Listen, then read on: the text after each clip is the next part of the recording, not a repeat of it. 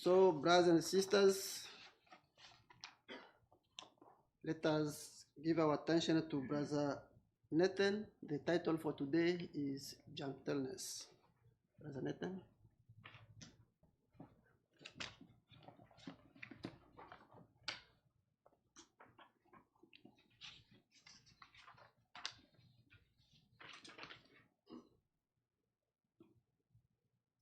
Good morning, everyone.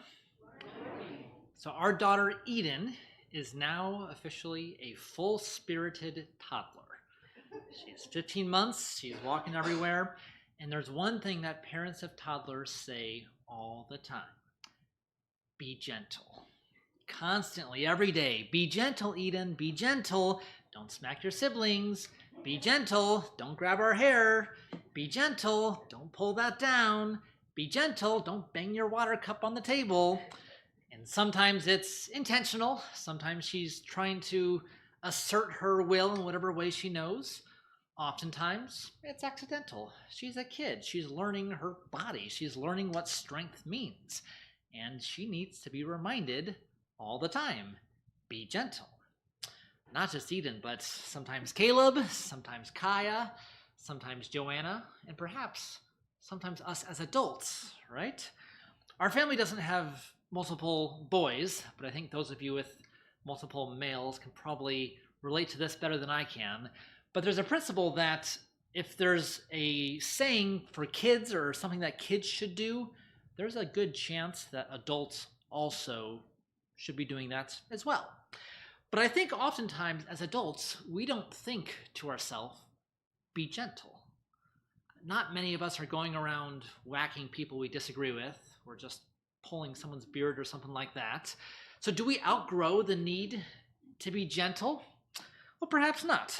But what does it mean to be gentle?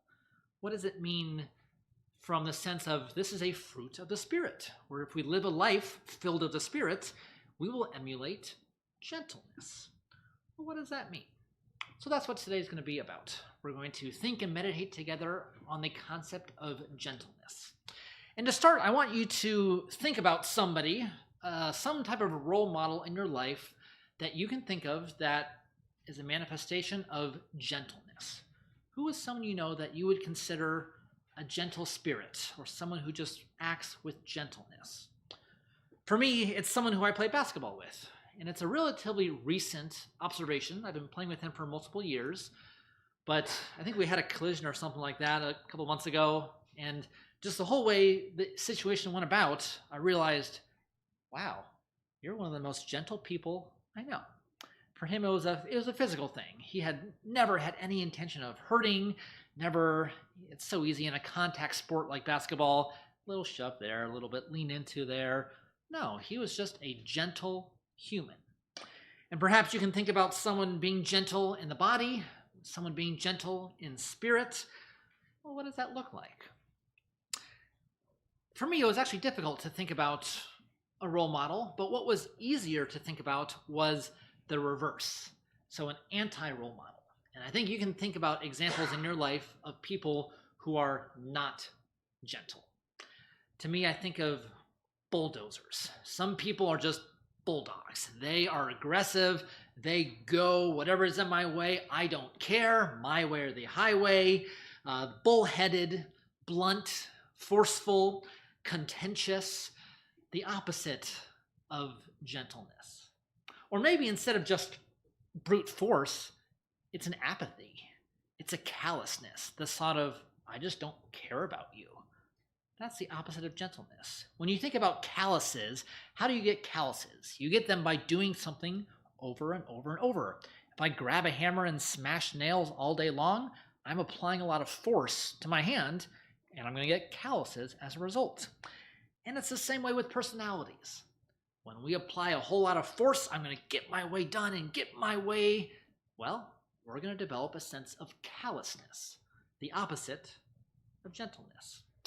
Then perhaps it's easier to think about these type of people in your life as, maybe this isn't the type of gentleness that Christ or Paul has in mind.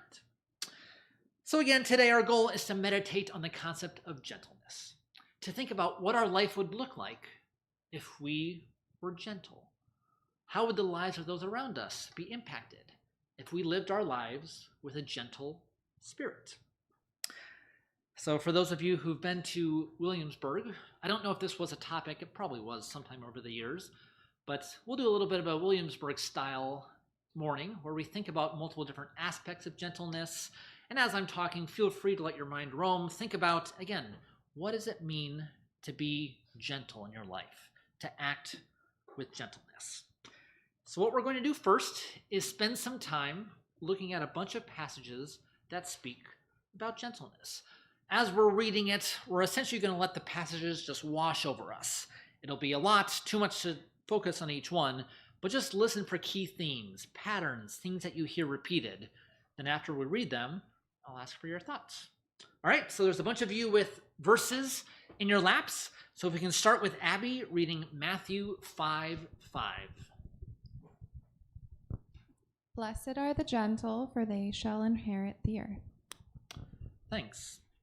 Then Proverbs chapter 12, verse 18. There is one who speaks rashly like the thrust of a sword, but the tongue of the wise brings healing. Titus chapter 3, 1-2. Remind them to be subject to rulers, to authorities, to be obedient, to be ready for every good deed, to malign no one, to be peaceable, gentle, showing every consideration for all people. Proverbs chapter 15, verse 1.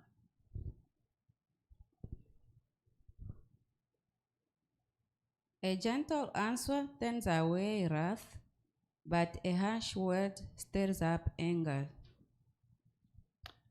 Galatians chapter 6, verse 1. Brethren, even if anyone is caught in any trespass, you who are spiritual, restore such a one in a spirit of gentleness, each one looking to yourself, so that you too will not be tempted. 1 Kings 19, verses 11-13. So he said, "Go forth and stand on the mountain before the Lord." And behold, the Lord was passing by, and a great strong wind was rending the mountains and breaking in pieces of rocks before the Lord. But the Lord was not in the wind, and after the wind an earthquake. But the Lord was not in the earthquake. After the earthquake, a fire.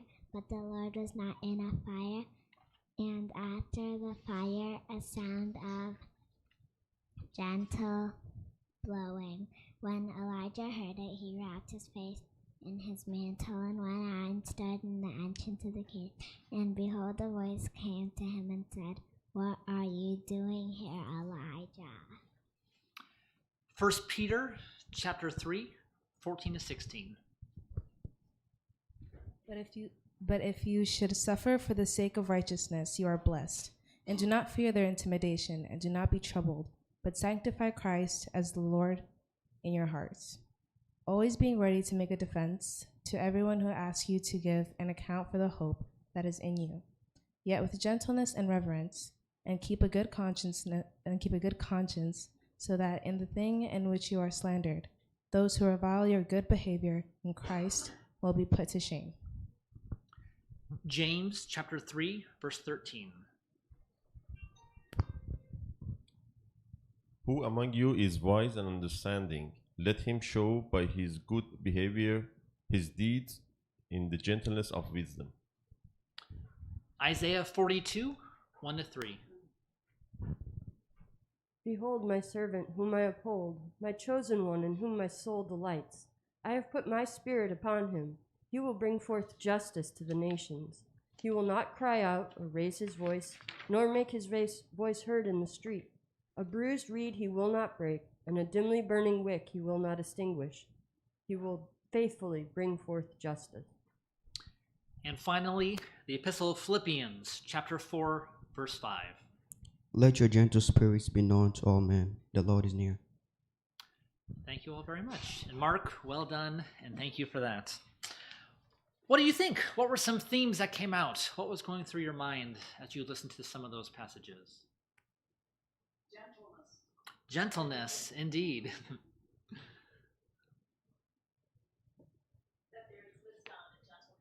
That there is wisdom and gentleness. Yeah.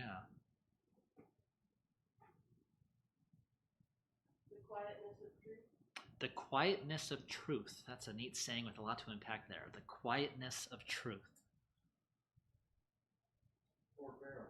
Forbearance. Forbearance. Gentleness as being related to kindness and faithfulness. Yeah, some good thoughts. Again, good passages, some neat things to think about. And what I want to think about next is when you consider gentleness in 2025 America, it's not considered a virtue, I would say. Not many people applaud someone and put them on a pedestal for saying, this is a gentle person. We should all be like them. That's not something I hear very much. I think what we hear instead is this misconception, this thought that if you are gentle, you're a pushover. And to show gentleness is just being a doormat. I'm just going to concede everything and you can do whatever you want. I'm just going to be gentle. I think that's a common perception of what gentleness is. And it's a legitimate question. I think it's what many would consider the downside of being gentle. And I want to kind of reframe this thought. So the question is gentleness being a pushover? If we're called to be gentle, does that mean we should just lay over and do whatever people ask? All right. So I'm going to ask 4 questions, rhetorical questions, that kind of get at this from different angles. So again, the question is, does being gentle just mean being a pushover? So here are my 4 challenges to that, 4 questions. First question, if you disagree with something, is it possible to gently respond? Does a disagreement need to be done with aggression as opposed to gentleness? Number 2, is it biblical to stay silent when God is being slandered? Number 3, if someone is being led astray, is it advisable to do nothing? Are we told just sit on the side, let things go? And number 4, are all confrontations inherently aggressive? So I think the answers to these are pretty clear. We can be gentle while still having conversations that we disagree about. We can be gentle and still restore people. We can be gentle and still rebuke. It's hard. It's not easy. But to say that gentleness is the same thing as being a pushover and letting anything go, I don't think that's what the Bible speaks about at all. So as we're trying to unpack what gentleness looks like in our life, I don't think the right answer is, whenever somebody says something, just say yes sir, no sir. I don't think that's what gentleness looks like. Now in every situation, we have a choice, right? There's different levels, perhaps, of gentleness, different ways along the scale that we can respond. We can choose to ignore virtue of gentleness at times. We can choose to embrace it. And it's not easy. There's a really neat verse in Ephesians 4, and I'll ask that you turn there. This is a portion of the verse that I actually have framed in my cubicle at work. So Ephesians 4 helps speak to this inherent dichotomy of speaking out and gentleness. Ephesians 4, verses 14 to 15. As a result, we are no longer to be children, tossed here and there by waves, and carried about by every wind of doctrine, by the trickery of men, by craftiness and deceitful scheming. But, speaking the truth in love, we are to grow up in all aspects into Him who is the head, even Christ. And that phrase, speaking the truth in love, is an unbelievably practical and helpful phrase. Speak truth in love. There are so many situations where compassion, empathy, tact, gentleness, love can come into play. It doesn't mean we avoid truth. As in this context of this passage, it's saying, if I get up here and start preaching false doctrine, you would not be gentle to just let me say what I want. No, there's a sense in speak truth in love. I think it's a great embodiment and kind of vision of what gentleness looks like. In the first century, in the 21st century, pick your time in history. Speak truth in love. It's hard to do. It's a high bar. And when we think of high bars and really who we're trying to emulate, the example of Jesus surely comes to mind. And when you think about, in your own mind, how do you view Jesus? What do you think about his ministry? What kind of person was he like? What actions did he take? In a similar vein, Jesus is alive right now. What is your relationship with him? How do you view him? Is he a harsh king, a ruler of legions? Is he a strict upholder of rules? You must do the right thing and be righteous, otherwise condemnation will follow. Was he a pious rabbi? Was he a scholar, a dynamic teacher? Not to say he's not many of those things, but perhaps is there room to view him as a friend, as a trusted companion? We're told that Jesus is our mediator. What does that mean? Does that mean he's a bailiff of a court, reading out the charges and there to uphold the letter of the law? Or is there a sense of Jesus as our helper, as a counselor, as the one who stands in our corner, ready to support us when the times get tough? And when we ask the question, did Jesus act with gentleness? Did he show gentleness in his ministry? I think the answer is absolutely. We'll look at some examples. I'll read from Luke 10 to begin. This is with Mary and Martha, and pay attention to how Jesus gently restores Martha. Luke 10, starting at verse 38. Now as they were traveling along, he entered a village, and a woman named Martha welcomed him into her home. She had a sister called Mary, who was seated at the Lord's feet, listening to his word. But Martha was distracted with all her preparations, and she came up to Jesus and said, Lord, do you not care that my sister has left me alone to do all the serving alone? Then tell her to help me. But the Lord answered and said to her, Martha, Martha, you are worried about so many things, but only one thing is necessary, for Mary has chosen the good part, which shall not be taken away from her. Now, I'll tell you something that I've heard for years. I'll also say when I went to research this in preparation, I actually couldn't find support. So this may or may not be true, so take it with a grain of salt, do some research on your own. But I was taught that Martha means gentleness. The name Martha means gentleness. And here when Jesus says, Martha, Martha, you can see him saying gentleness, gentleness, while he's essentially rebuking her. What a loving way to redirect her. For me, at least, it's so hard when someone's coming with the good intentions to shoot them down, to say, no, we're not going to do that. Or no, that's not right. No, I think you're off base. And that's what's happening here. Martha wants what's best. And she's saying, hey, Jesus, help me out. And his job is to tell her, you're actually wrong here, in a way that builds her up, restores her, and teaches a lesson to the disciples there, to Mary, and to us thousands of years later.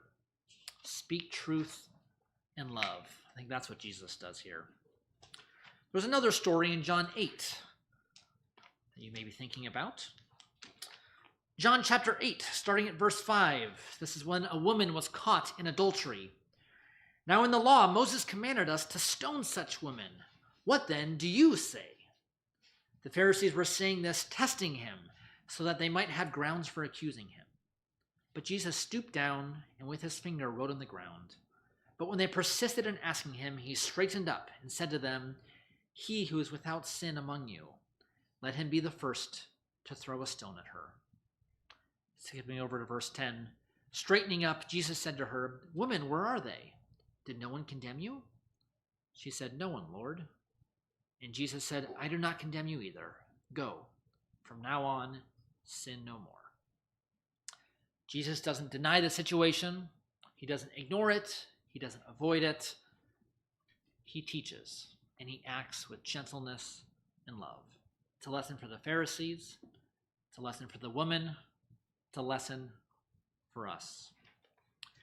How about Matthew chapter 19? Jesus' interaction with children. Matthew chapter 19, verse 13. Then some children were brought to him, that he might lay his hands on them and pray. And the disciples rebuked them. But Jesus said, "Let the children alone, and do not stop them from coming to me, for the kingdom of heaven belongs to such as these." Children have a way of knowing who they can trust, don't they? And the children trusted Jesus. They clamored to be with him. They wanted to be by him. And even note how Jesus rebukes the disciples. Again, it's with gentleness, speaking the truth in love.